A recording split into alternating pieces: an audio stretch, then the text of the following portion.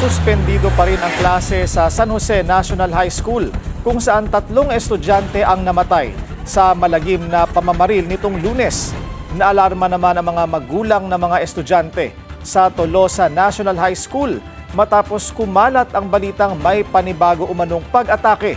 Narito ang agenda report ni Miriam Desacada, live mula sa Tacloban City. Miriam, ano ang update?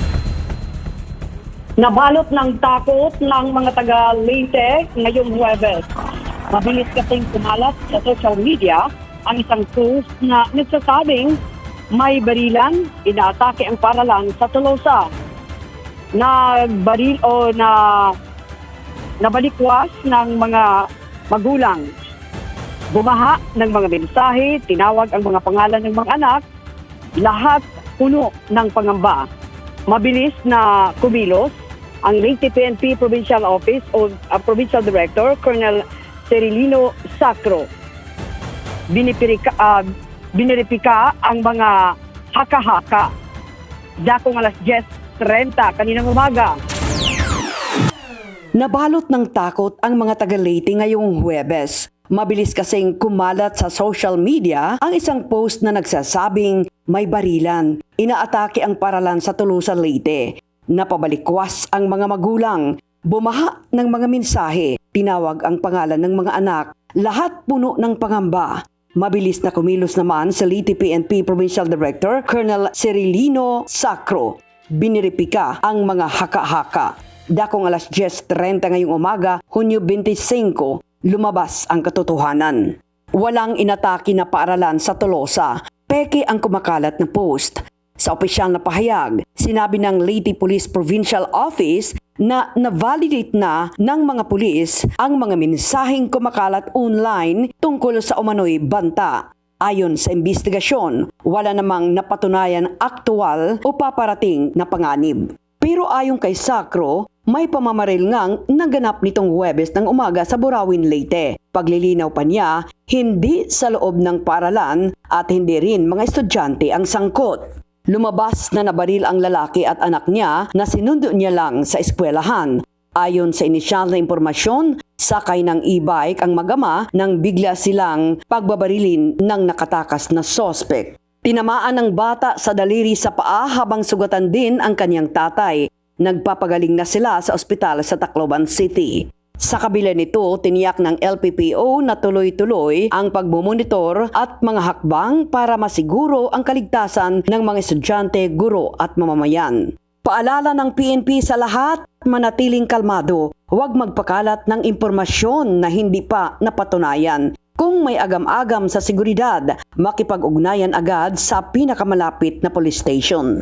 Sa halip na naipost sa social media, i-report mismo sa opisyal na channels ng PNP. Ibigay ang kumpletong detalye, petsa, oras, lugar at insaktong pangyayari. Sa ngayon, suspendido pa rin hanggang bukas ang klase sa San Jose National High School para mabigyan ng panahon na maka-recover ang mga guro, empleyado at lalo na ang mga estudyante mula sa stress at trauma.